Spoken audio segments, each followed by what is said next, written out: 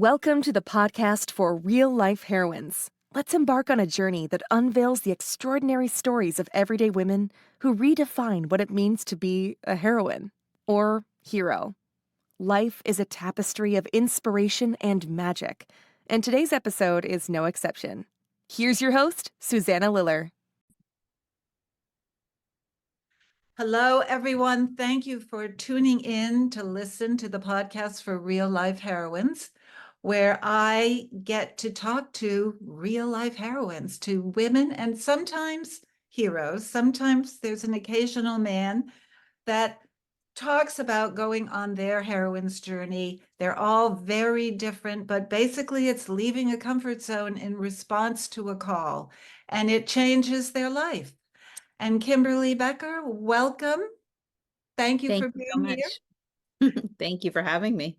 Kimberly is my heroine for this particular show. And we're going to talk, Kimberly, you've done so much. And we're going to talk about all of it, bit by bit. Super. So let me tell everyone, just let me start with one bit, being that you are an inclusive and probably, I was going to say exclusive in that your clothing is so beautiful, but inclusive clothing designer and fine artist with training at RISD, Rhode Island School of Design, and École La Sage in Paris, France. Did I pronounce that right? École is the way that some people say it. École, depends on how good your French accent is. Well, yours must be pretty good because you must speak French if you were there studying. I speak enough to not be rude. I'm very good at entering a shop or engaging with someone in a very respectful, and we can communicate. But beyond that, it was basically learned from my trips. So. And I have been there in France, and I know it's respective to bonjour, madame, bonjour, Exactly. and au Bonjour. revoir when you leave. Au revoir. You do it much better than I do. No, it's about you did it. I have to tell you that I went and looked at their website to see what kind of embroidery this was that you did, and I was stunned. It is amazing. And I'm wondering if you saw that movie, Mrs. Harris Goes to Paris. Oh my God, I watched it like 5 times. So, It made me so happy. yeah, so it's about a woman in London, right? And she's a cleaning woman, and Yeah. she goes to Paris because she has always wanted a, how would you say it, a designer gown. A haute couture gown. Right. Yep. And she Yeah. goes and sits in the show with all these women with furs and everything. And I don't want to spoil it. You should watch it, but everybody who hasn't watched it. But Yeah. the embroidery and that's the kind of work that you did. Yeah. So the Lesage program was created when Lesage is the embroidery house for all of the haute couture designers. So anything you see walk down a runway with beads or sequins or any kind of stitching, that's all done by hand. And it's all done by people who've trained at a school like Lesage. And Lesage was going to go under. So there was a few different people got together and saved the house from going under. But what they quickly realized is that as these master embroiderers were retiring, there was no one coming up through the ranks to replace them. So they started the school, and I applied and was accepted and spent about 6 weeks in Paris, living in a little Hotel Chopin, a little tiny hotel. There was a black cat living in the hotel. They made me fresh squeezed orange juice and espresso for breakfast. And it was absolutely magical. I'm an embroiderer by life. I love to stitch. My grandmother was a stitcher and a knitter, and I went to college for textiles at RISD, and I mostly focused on needle and thread and weaving. And So to get the chance to learn this technique, it's a very hard technique. You actually are using a hook and going down through silk mesh and picking up underneath, picking up the sequins and beads and you can't see what you're doing. So it's all by feel and you're following these patterns. And then when you flip it over, it's, all embellished. I mean, Oh my gosh. it It's was dreamy.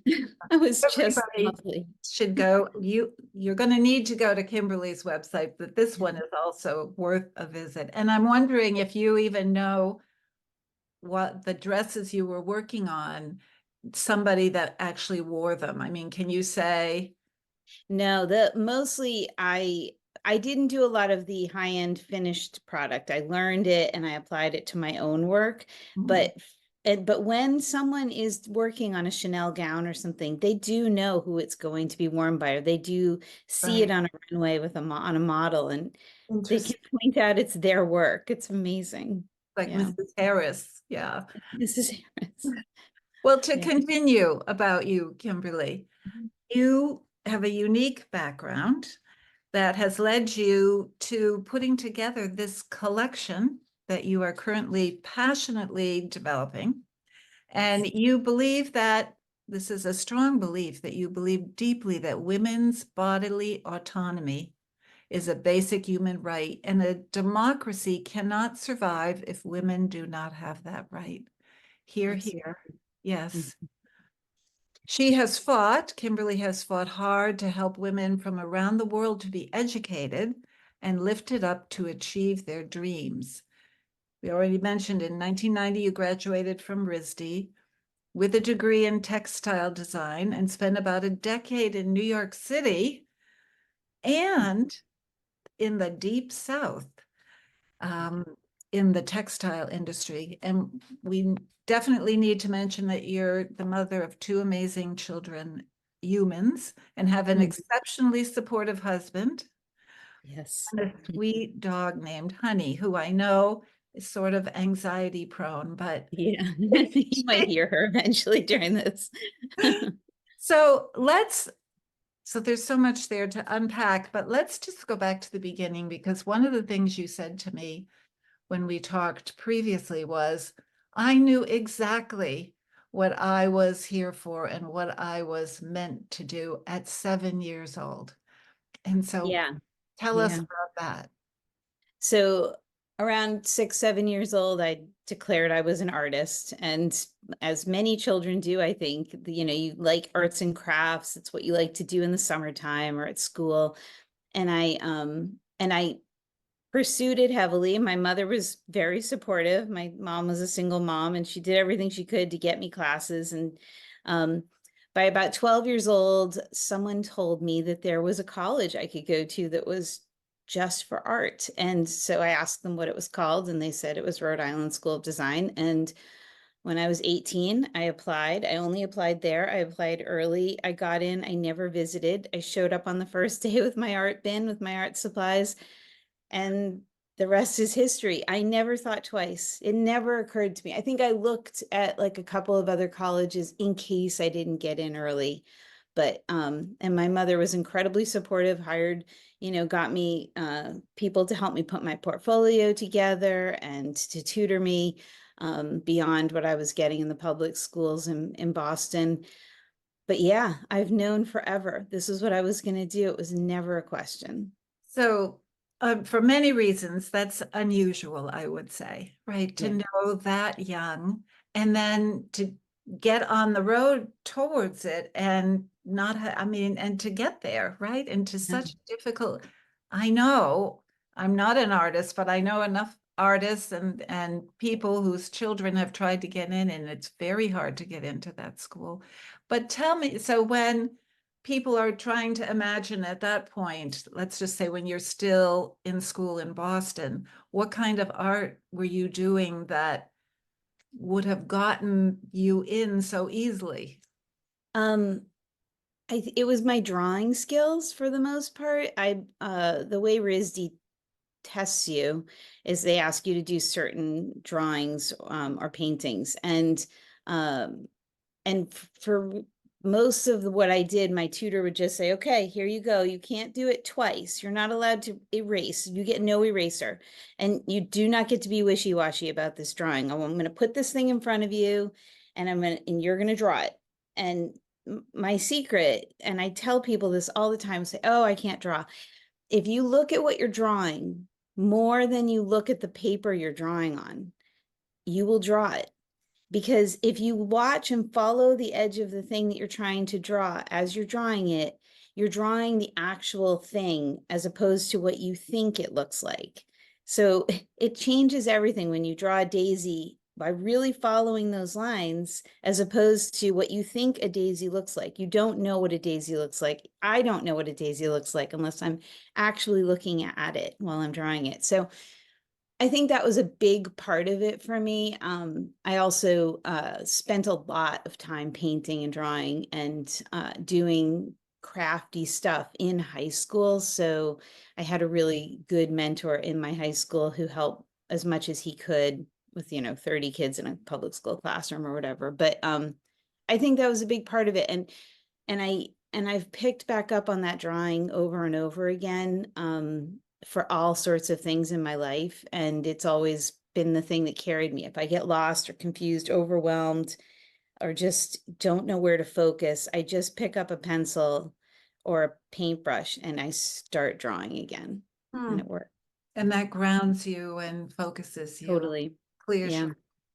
And, Yeah. and so the other, well, I would say this is unusual, but maybe it's not, that you had the support of your family, of your mom, because I hear so many stories about recently somebody came to me for coaching and she was told at a young age, well, it's great that you like art, but you'll never make any money. And so you have to go to school to be an engineer or whatever. I mean, usually, I we know. hear artists don't make money. Don't put your energy into being an artist. Well, I'm here to say, first of all, yes, my mother was insanely supportive. Like when there were moments that I would veer off course, even after college, considering other things, she would push me back on track, like remind me why I was doing it.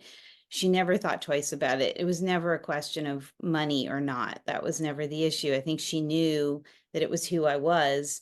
But I'm here to tell you, you can make money as an artist. I was making $100,000 a year back in the mid 90s. You can make money doing creative things. You have to work hard like everybody does, but there is money to be had. And talent is helpful in getting you going and finding the path.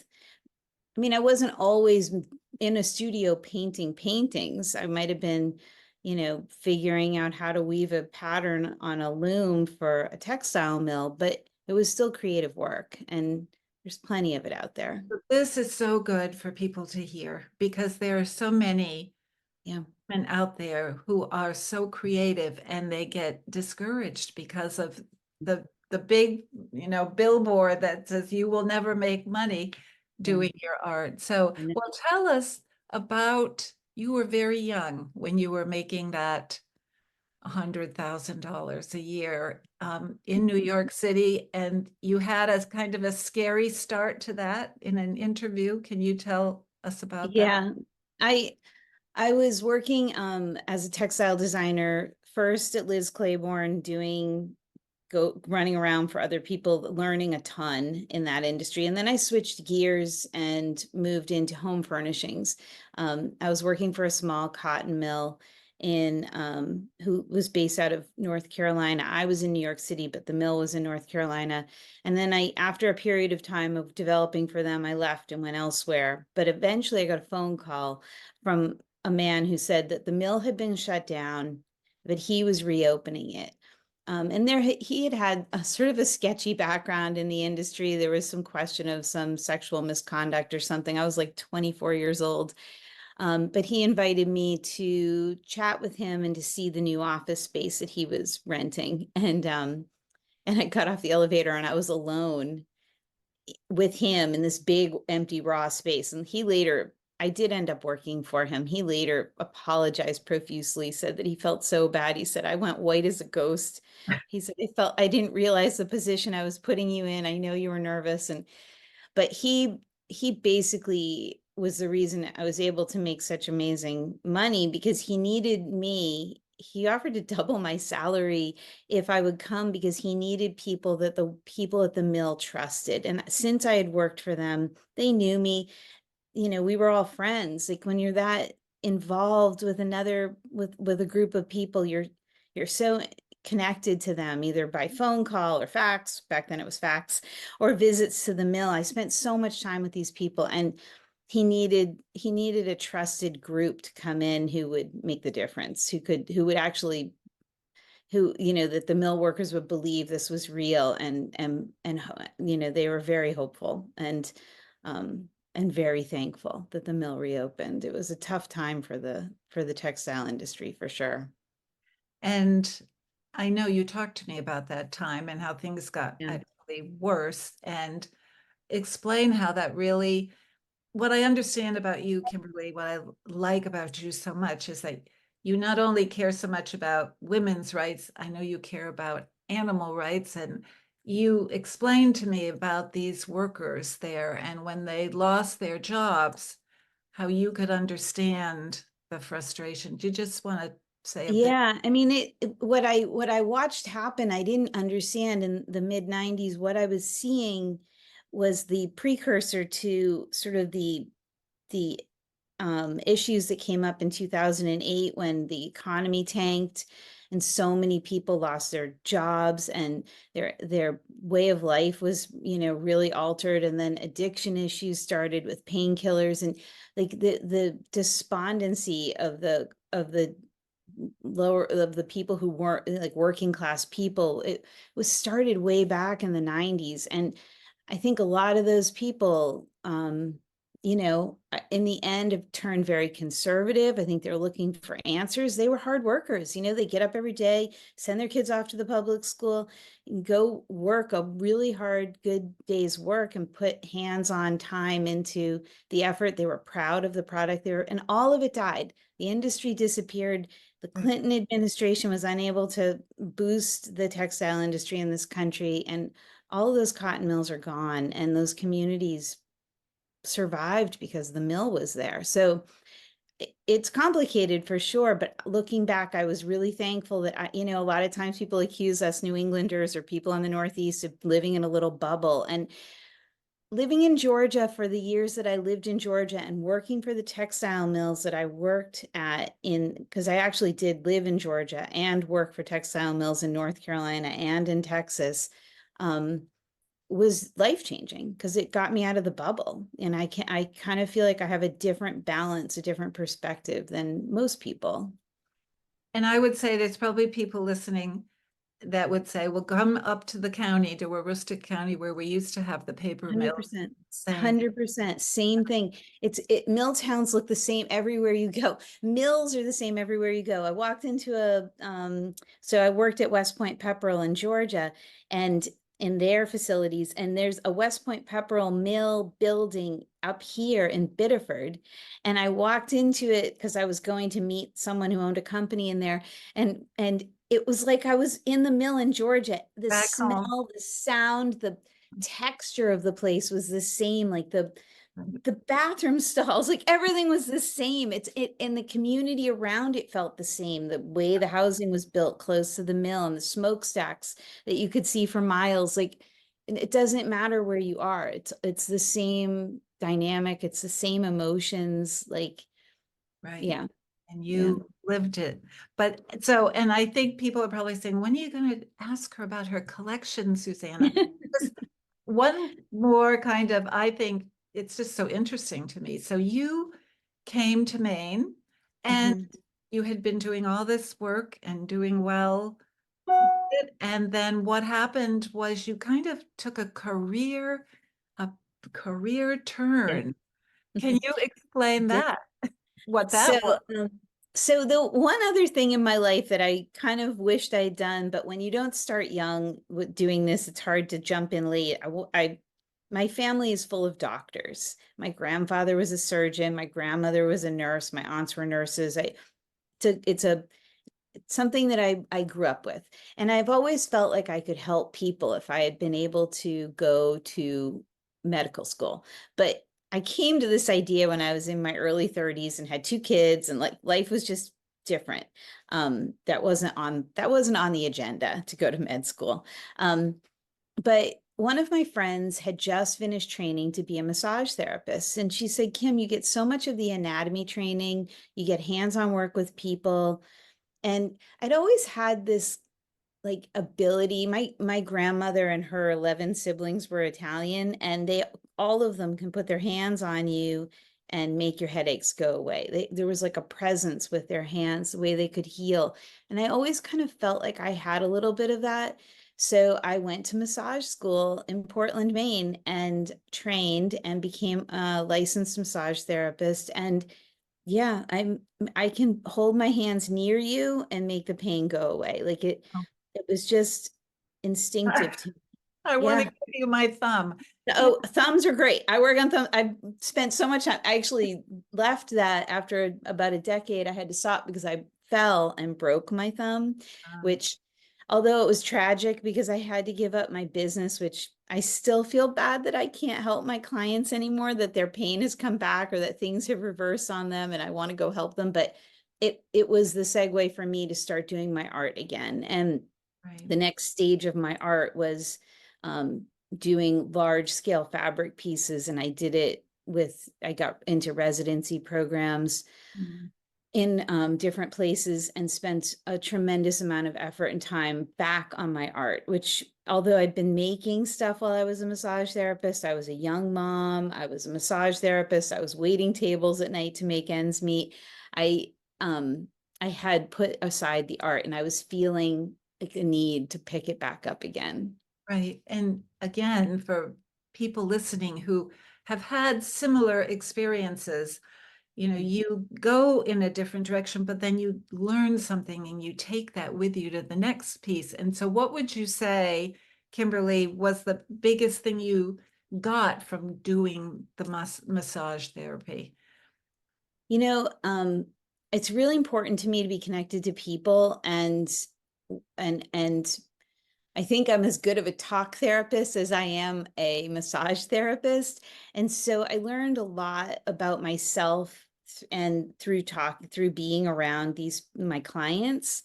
And it did kind of reinforce that there was a lot still to be done and that I was excited when I did have to stop. I didn't feel like it was a defeat. I felt like that was a major stepping stone.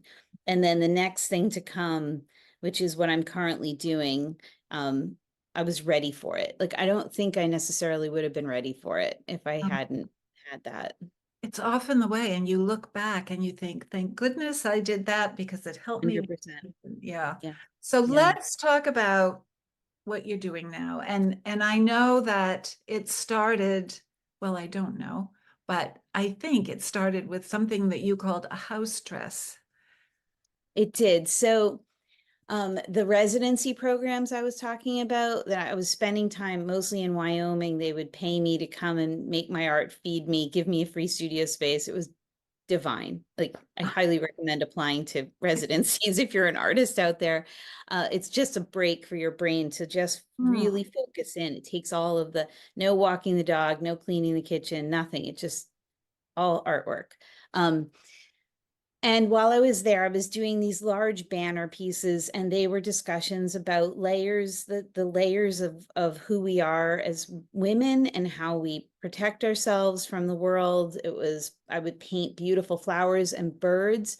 I think of women as birds. We're sort of delicate and light, but at the same time, we can fly like it in our own way. And so and British call women birds. Like, there's a lot of interesting cross-pollination between discussing women and birds. I don't know how else to describe it. So I would use birds a lot in my imagery, and then layer materials that were very delicate on top to protect or to shield or to paint over them. And they were big pieces on the wall that hung like almost like banners. And then one day, it was the funniest thing. I was in my studio, and we had a wasp's nest that had developed outside of my window of my studio, and we had to have this guy called the bee hunter had to come and help get rid of the bees. They were really awful bees. And as he was walking through my studio, everybody's fascinated when they're in a studio. I mean, it's just, there's so much to look at. And while he was walking through the studio, he looked at what I was doing and he said, "Oh, you make clothes, you make dresses." And I was like, I "Oh, I do. guess I do." Like, it never occurred to me to make a dress because I was not trained to be an apparel designer. I was trained to be a textile designer. But that man, like that moment, it was this shift that happened. And I started making dresses. I figured out how to make a really simple dress. And so my house dresses were a way for me to talk about the women I was trying to talk about before, but speak about it in a more direct way. So when you imagine a house dress, a literal house dress, Diane von Furstenberg created the house dress, her wrap dress, I'm sorry. Diane von Furstenberg created her original wrap dress. It was an imitation of the house dresses women in the 1950s were obligated to wear, not obligated, but were wearing when they cleaned the house and cooked. So Right. they could take that off and they'd be all ready for their husband, all clean and pretty with their lovely dress on without anything on it, when their husbands arrived home from work. And Diane von Furstenberg, when she created her wrap dress, was saying, "We're going to take the wrap dress, but we're wearing it to work." And I always saw that as a very powerful thing. So the idea of a house dress felt powerful to me to flip it on its head. So Mm. my dresses were made out of this beautiful diaphanous silk, organza and cotton organdy. And I would actually paint on the cotton organdy, paint a woman's house, that the one she lived in during an event she shared with me. Her stories, the stories were all women stories about being marginalized in society simply because we were born female. Um, and then on the back, I would embroider the whole story on the back of the dress, and they would hang kind of at eye level in galleries, hang from the ceiling. And it felt like you were walking amongst all of these brides or these women. Mm. Um, but they were really hard stories. Like, it's hard to think about we all have a story, and history really is his story. It's men's stories throughout history, and women's stories don't get shared. I mean, a singular example would be a woman I met her granddaughter. Her granddaughter shared her grandmother's story with me, and the story was that her grandmother and grandfather lived in on the Upper West Side of Manhattan in a beautiful building, and her grandfather was a professor at Columbia University, and her grandmother was an artist. But when they got married, her grandfather asked her to stop making her art because he needed her to throw cocktail parties for his colleagues and take care of the house. And so she did. And that was a sad story, and that was going to be my story. And then this granddaughter sent me follow-up paperwork, and she sent me the obituary. The obituary literally didn't talk about her. The obituary talked about Her him. husband, yeah. And Yeah. that's what I ended up sewing on the house dress, because it was so stunning to me that she was an amazing woman, a Mm. talented artist, really a leader and with her friends, and yet her obituary was about her husband. Like, so I felt like the dresses really needed, the stories still need to be told, and I made many, many, many of them And over and Kimberly, and to be clear, so these weren't dresses that anybody wore. These are dresses could that wear them you if could. you wanted to wear like a bodysuit underneath or like a t-shirt or tights or something, because you could see through them. But nobody wore them. The hangers, of course, are representative of other issues that women have had in history with abortions and everything else. So they actually acted into as part of the artwork. Wow. But I did have people ask me, this was right before COVID hit, and I have a couple of friends who might end up on red carpet events for different reasons. And they said, I'd love you to make me one. Mm. And then of course, COVID came and nobody went on red carpet events and kind of Right. fell apart, but yeah. And if somebody listening wanted to go see what they looked like, Would they? I'm right in the middle of redirecting from kimberlybecker.com directly to my website. But Okay. you know what? I actually should put some pictures up on my website, a little bit of the history of me Right, and right. yeah. And if you And- Google hashtag house dress project, they'll all come up. Great, Yeah. great. Yeah, in your spare time, you want to make sure And we see so that. many things. So then I want to ask you again, before we talk about your current collection, what about the dolls that you went into kind of a huge project of creating all these dolls? And what was that about? I'm just gonna grab one. It's right here. Oh, good. So this is one of my dolls. Okay. She's wearing a little tutu thing. I started making these dolls when Brett Kavanaugh got seated on the Supreme Court. I'm trying to be apolitical with you a little bit, Okay. but As best, yeah. I was so upset that a man who had so many accusations against him for sexual misconduct was seated on our most precious Supreme Court that and I happened to be on a residency right then. And I walked into my studio and I just sewed a doll. I'd never made a doll. I don't even know why I made the doll, but I just used like fabric and clothes I brought with me to the residency. I cut them up and I made a doll. And the next day I made another doll. And the next day I made another. And it became a project. And it was hashtag a doll a day until Kavanaugh is impeached. I know that's long, but it was, I did it for 1,000 days and I made a doll every day. They got better. She's much later. The earlier ones weren't that great. But I started selling, I flipped the narrative after 1,000 days. I decided it was rather than being like a negative, like I'm angry about this, I tried to make it a positive and they became dolls for change. And so every doll that I sold, they were $100 each. And every doll that I sold, all of the money went to a nonprofit I work closely with in Uganda called Droti Uganda, DROTY Uganda.org. And it's a young man who runs it, and they build bathroom stalls for young women in rural schoolyards in Uganda. And it sounds like, everybody talks about helping women with getting stuff for their menstrual cycles, like pads and stuff. It was $11,000 I raised, and we built a 4-unit bathroom stall with an incinerator and a hand washing station.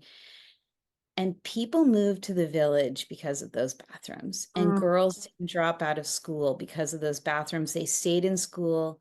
They finished their educations. Like they Explain what they had before, like had a why. hole in the ground. They had a hole in the ground. The boys could pee into the hole. The girls didn't feel seen. They didn't feel valued.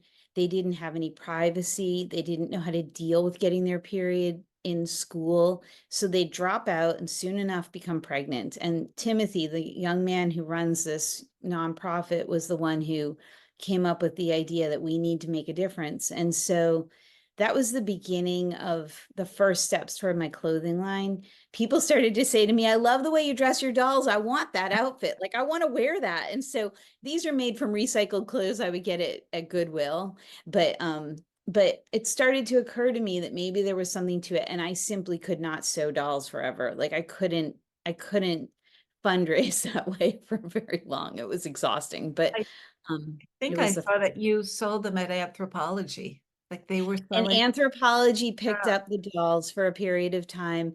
They ran a few dolls that I designed, and that was super exciting. I keep forgetting about that, but it was a moment and it was a big one. And they still sell the baby doll, I believe, is still in Mm. their listings, but they also had Christmas ornaments. And yeah, that was pretty amazing. All right, so then you get this light bulb. Oh, if I can do it for the dolls, I guess I could do more. And so tell us about your collection, what you're selling now, and KimberlyBeckerDesign.com. It's kbeckerdesigns.com website. kbeckerdesign.com. And K Becker is my brand. And I am designing a collection of, the idea is that I want it to fit real bodies. So I want it to fit women who have hips. I want it to fit women who are a size 18 or a size 6. So I do size, it basically goes from size 2 to 22 or sometimes 24, depending on the manufacturer I'm working with, how I get the sizing out. And I started with a swing coat. I think it's the piece hanging behind me, and then a We can swing see it. dress, which Yeah. is the dress. Yeah. And I have a studio shirt also, and they came out starting in October. I launched.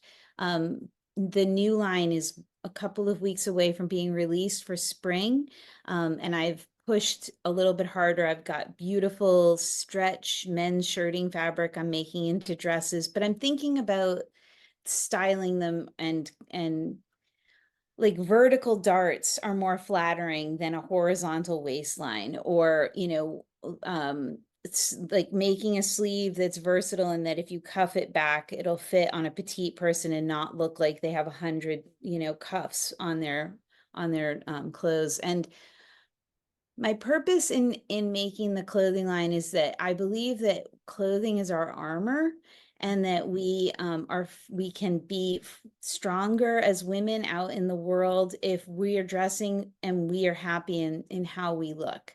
And so high quality materials. I sew everything here in the United States, in New York City. I have the knitwear all done in Brooklyn.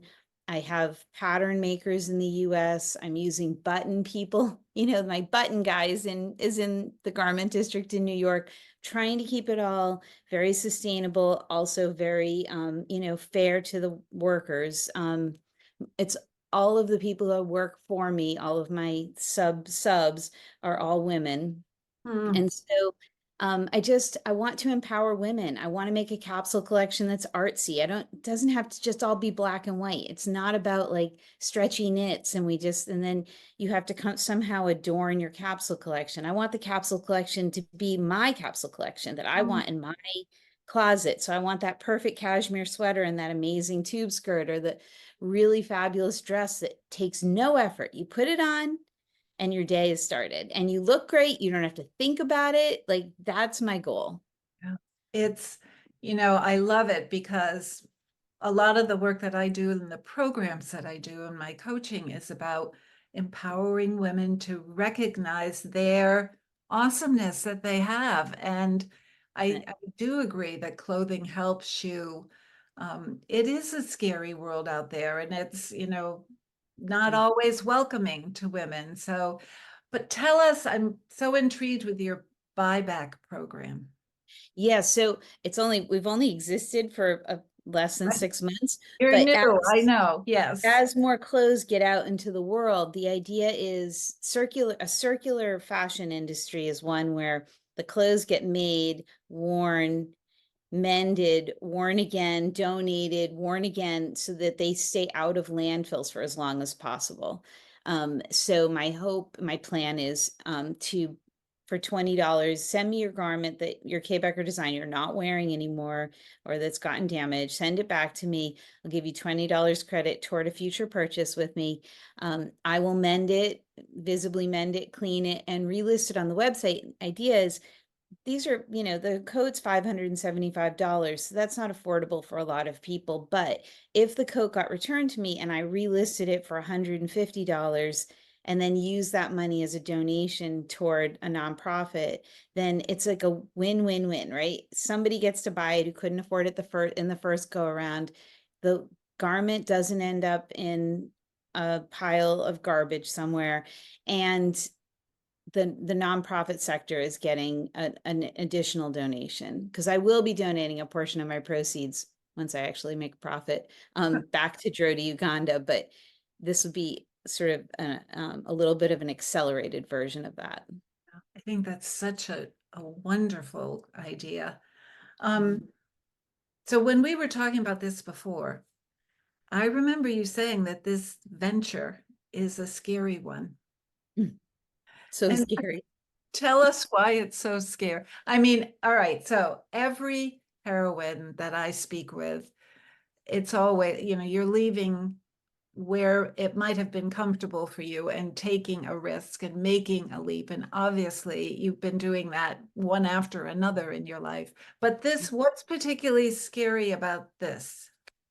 This is this is a whole, the trajectory for success is, I'm looking at, a 5-year plan and then a 10-year plan. I'm going to have to start asking investors to participate at a certain point. It's expensive to start a clothing line the way I'm doing it. It's not expensive to start a clothing line if I ship all the work off to China. But I am committed to this, and I'm committed to hiring people, women who have special talents and deserve to be paid a certain amount. And so it's the finances of it is a big part of it. It's a big, scary place to be, but Mm. also just like social media is such a big part of this. It's a game, right? And it just never stops changing. So you learn it and then you have to relearn it and relearn it. So I'm constantly looking for more advice, more feedback, more help. I'm constantly searching for the next thing that's going to get people to look at my stuff. And that's scary. It's a risk, right? Yeah. And you're putting yourself out there. I'm asking people to trust me, to trust that I know what I'm doing. And I believe in myself 100%. I think I had 1 minute, it's since like a year and a half, 2 years ago when I started this, I had 1 minute where I thought, oh my God, what have I done? And I like erased it from my brain as fast as I could, because I know if I put out positive energy that it will work. Right. And it comes in waves off of you. I mean, I bet people are listening to this and going, I'll sign up, I'll help, and Yeah. yeah, you are already successful. I mean, you've shown us that with your story. So this is very exciting. And I wanted you to talk about the fear and the scariness, because every woman that I talk to trying something new, yeah, fear is absolutely, I And tell you're them. looking like, I'm sorry, go ahead. No, I was just going to say fear is a constant companion when you're on this kind of a heroine's journey, right? It totally, and I think that I'm always looking for someone else with the same story so I don't feel alone. Like I Mm. listen like to podcasts constantly because I'm always looking for to feel like I'm not the only idiot out there who did this ridiculous thing. Like other women started clothing lines and had issues, or even like listening to Ben from Ben and Jerry's talk about starting Ben and Jerry's on the Guy Raz podcast, how I built this. Like Oh, even that was helpful to me, because it's you don't want to be alone in this. yeah, it's so true. If you've heard the Life is Good guy talk, I mean, he's another Yes. one Yes. selling t-shirts from the back of a van. So Yes. Exactly. you Yeah. have this beautiful studio. We can see it. Yeah, So, that's some of my inspiration. right, right. All right. Well, I have to bring this to a close, but I want to ask my final question of you, because you have shared so much good information and story with us, Kimberly. If everybody goes off into their life and only can remember one thing, what's the one thing that you want to make sure they don't forget from what you said? Um, don't forget that you can do anything if you really set your mind to it. I never would have thought I could do this, but something clicked, and I believed in myself and I trusted, and other people around me said, "Why would you think you could do that?" Literally, they said that to me. And I just looked at them and smiled and walked away and believed in myself. You have to trust yourself. You have to trust your gut. Right. And check out my clothing line, Yes. Hey, kbeckerdesigns.com. I hey, need to sell clothes. hey, Becker Designs, plural.com. And Kimberly's on Instagram, on Facebook, on TikTok as K Becker Designs. Yep. And we'll have all this in the show notes so people will be able to see it there. Kimberly, I cannot thank you enough for taking the time to be with us today on the show. We know you're busy, so it's been such a pleasure talking with you. Thank you so much. It was lovely to talk to you. So I appreciate it. Thank you. And I hope people watching will stay tuned. We'll have a new amazing heroine for you next month to listen to. So have a wonderful time today, and we'll be in touch. Thank you for joining us for this episode of the podcast for Real Life Heroines. Your time and presence mean the world to us. If you're hungry for more inspiration and ready to craft your own heroine story, connect with Susanna outside of the show. Visit SusannaLillard.com to discover her courses and programs designed to empower you on your journey. Until next time, may your days be filled with the courage and strength of a true heroine. Stay inspired.